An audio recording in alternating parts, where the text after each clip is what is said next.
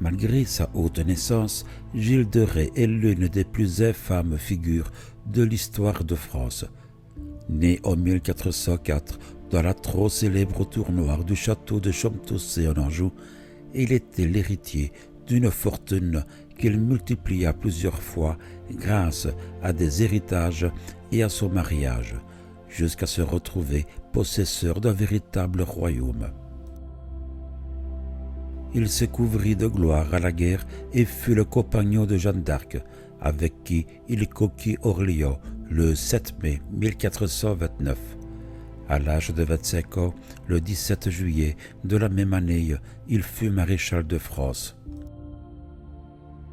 Moins de 2 ans après l'exécution de Jeanne d'Arc, en 1431, Gilles de Rais, alors âgé de 29 ans, cet homme qui n'avait connu que la renommée et la fortune et qui se permettait tous les caprices, commença à se révéler un pervers sexuel et un meurtrier d'enfants à grande échelle. En tout, on pense qu'il a tué entre 140 et 200 enfants kidnappés. On ne sait si Gilles de Rais a toujours nourri ses goûts particuliers. La brutalité des faits de guerre a pu révéler sa nature psychopathe et avec le retour de la paix, ses instincts meurtriers, désormais sans emploi, ont pu porter pour la première fois son attention sur les enfants. Il menait ses activités discrètement. Ses victimes lui étaient procurées par ses cousins, Gilles de Sillé et Robert de Briqueville, et il savait parfaitement où puiser.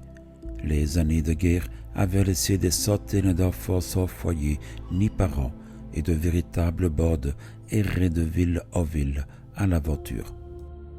La première victime de Lenot fut connue et Jean Jeudon, âgé de 12 ans, apprenti de fourreur du Moyen-Âge qui permit à Sillé et Briqueville d'utiliser l'enfant pour porter un message au château de Rais à Manchecoul. Nul ne le revit par la suite. Gilles de Rais réunit tout un petit groupe de rabatteurs, dont certains partageaient ses plaisirs pervers. Où que fût Gilles de Rais, les enfants disparaissaient. Les parents, qui soupçonnaient le pire, n'avaient rien d'autre à faire que se porter leur peine en silence.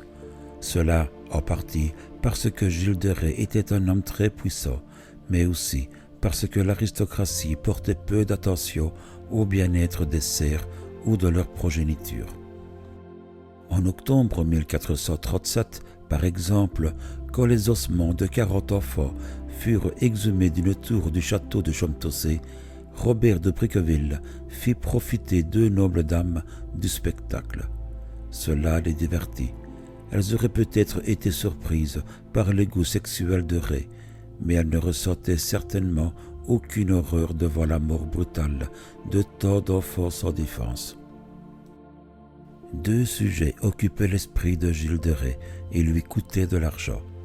L'un était sa propre chapelle, la chapelle des Saints Innocents, pour qui il sélectionnait les enfants de cœur les plus séduisants, parmi lesquels André Buchet et un nommé Rossignol, qu'il compromit sexuellement et qui, par la suite, se retrouvèrent activement impliqués dans ces crimes. Un autre projet favori était la représentation d'un mystère dans lequel un personnage représentait Rais lui-même au sommet de son art et de sa puissance et de sa gloire. Gilles de Rais posséda un moment la plus grosse fortune d'Europe qui disparut peu à peu, dilapidée dans ses projets et d'autres souvent bien plus insensés. La déconfiture commença dès 1429 quand il commença à vendre des propriétés à la périphérie de ses États. En 1433, il ne lui restait plus de terre à l'exception de celle de sa femme en Poitou et de 2 châteaux en Anjou. La recherche d'argent commença à obséder Gilles de Rais. En 1435, il avait vendu toutes ses terres et en était réduit à céder ses biens privés. Désespéré, il se tourna alors vers l'alchimie. Il sollicita l'assistance d'Eustache Blanchet, un prêtre de Saint-Malo entré à son service en 1435, qui se rendit en Italie et fit la connaissance de Franco Prelati, qui étudiait les arts alchimiques. Prelati se révéla être un illusionniste de haute volée, capable d'exciter l'espoir de fabriquer de l'or chez Gilles de Rais. Cependant, les ennemis de Gilles de Rais se rassemblaient. Ils convoitaient ses terres. C'est en mai 1440 qu'il commit la démarche la plus insensée de sa vie, se mettant dans les mains de ceux qui tenaient tant à le citer en justice. Il décida de reprendre son château de Saint-Étienne de Mer-Morte qu'il avait été obligé de vendre. Cependant, il violait la propriété ecclésiastique en emprisonnant un prêtre. Jean V imposa une lourde amende à Gilles de Rais, sachant bien qu'il était dans la capacité de payer. Parmi les personnes interrogées lors de l'enquête, il y eut les parents d'enfants disparus. Les conclusions de l'enquête, rendues en juillet 1440, révélèrent que Gilles de Rais, avec l'aide de ses complices, avait tué et massacré de la plus odieuse manière de nombreux jeunes garçons et qu'il avait pris avec ses enfants des plaisirs contre nature. Le 19 septembre, Gilles comparut de nouveau et pensa que toute cette histoire pouvait se conclure par une sorte d'accord à l'amiable. C'est le 8 octobre, quand commença le jugement proprement dit, qu'il parut réaliser la gravité des charges. Sa réaction fut une explosion de colère. Il revint sur ses dépositions, rejeta les droits de la cour et refusa de prêter serment. Les accusations horribles contre Gilles de Rais furent prononcées publiquement.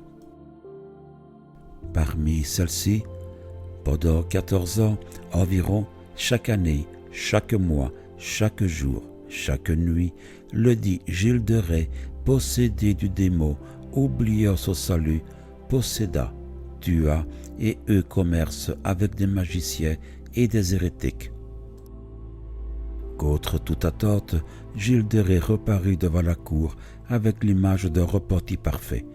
À part l'accusation d'avoir évoqué les démons, Gilles de Rais reconnaissait toutes les charges portées contre lui. Le 25 octobre, Gilles de Rais, comparaissant à nouveau dans la chambre supérieure de la Tourneuve, fut reconnu coupable de perfidie, apostasie hérétique et invocation des démons. À la vue de son attitude repentie, la cour lui accorda d'être brûlé seulement après être mort par pendaison. 2 de ses complices furent brûlés et leurs cendres jetées au vent. La vieille rabatteuse, Perrine Martin, se pendit dans sa cellule. Prelati fut condamné à la prison à vie, mais s'échappa. Il fut cependant pendu plus tard pour d'autres crimes. Tout au long du procès, Gilles de Rais démentit que les meurtres aient été perpétrés en vue de cérémonies de magie noire ou de sorcellerie. Quelques érudits en doutent, mais on ne voit pas pourquoi Gilles de Rais aurait menti. Comme il le dit lui-même, « Je vous avouais bien pire que cela, et assez pour faire pendre 10 000 hommes. » À la fois à cause de l'énormité de ses crimes et de sa situation de vassal du duc de Bretagne, l'histoire de Gilles de Rais fusionna avec la vieille légende celtique de Barbe Bleue, basée sur Comor le Maudit, un chef breton du VIe siècle. De toute façon, les agissements de Gilles de Rais sont minutieusement décrits dans les actes du procès, bien que quelques érudits aient réfuté l'étendue de ses crimes, et il ne fait aucun doute qu'il restera dans l'histoire comme un des assassins les plus sadiques.